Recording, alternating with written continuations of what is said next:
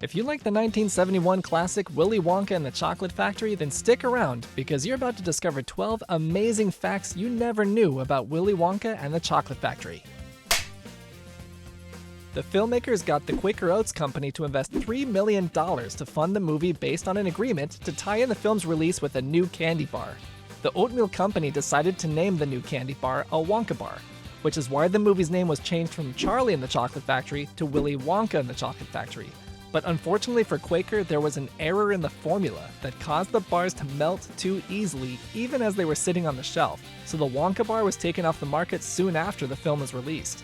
Wonka's famous somersault was the main reason why Gene Wilder agreed to star in the movie. When Wilder was approached for the role, he said he would do it with one condition, that he would introduce Wonka by coming out with a limp and then falling forward into a somersault, because he thought it would represent Wonka's character perfectly of being playful yet dangerous and unpredictable.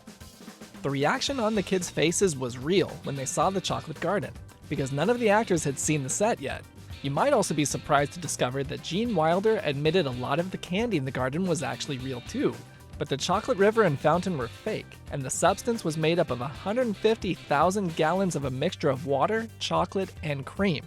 Having cream in the mixture made it spoil, and by the end of filming, the garden smelled terrible. The flower cup Gene Wilder was holding was also fake, and he chewed on it until the director yelled cut, and then he'd spit out the pieces before doing it again for another take. The Oompa Loompa behind the wheel of the riverboat actually thought he was steering it, but the director didn't have the heart to tell him the boat was really on a motorized track. For the tunnel scene, Gene Wilder filmed several takes of his monologue with varying degrees of emotion, and if you thought the one you saw in the movie was too intense, you'll be surprised to discover that the actors who played the kids admitted in the audio commentary that what you saw in the movie wasn't the scariest version he did. The young actors weren't warned that Gene Wilder was going to behave so crazily during the scene, and they were genuinely frightened by him and very relieved when they had finished filming the scene.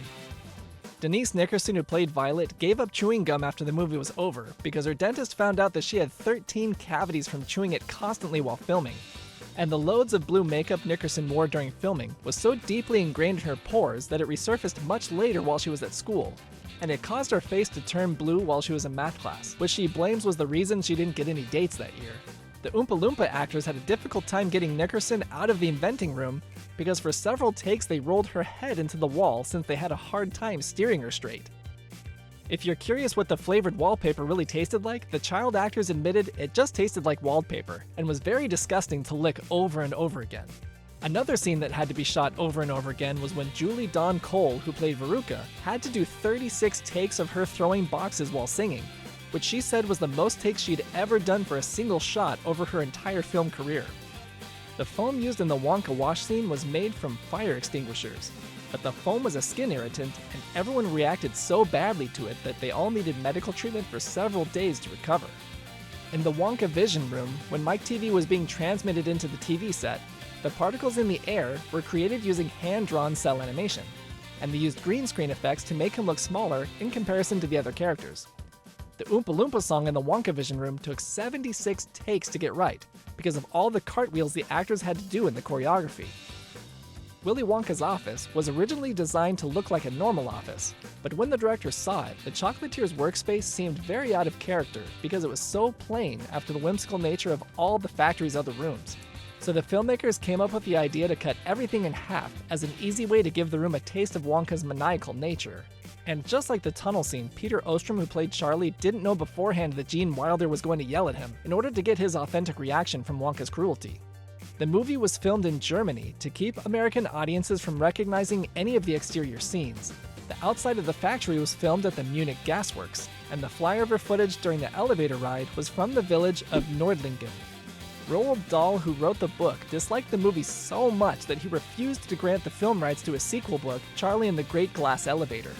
He also said a remake of the original could never be made during his lifetime, and it wasn't until 15 years after the author's death that his estate approved the 2005 remake, Charlie and the Chocolate Factory. Let me know in the comments which version of the movie you like better, and make sure to click a video you see on the screen so you can discover more fun facts about your favorite films.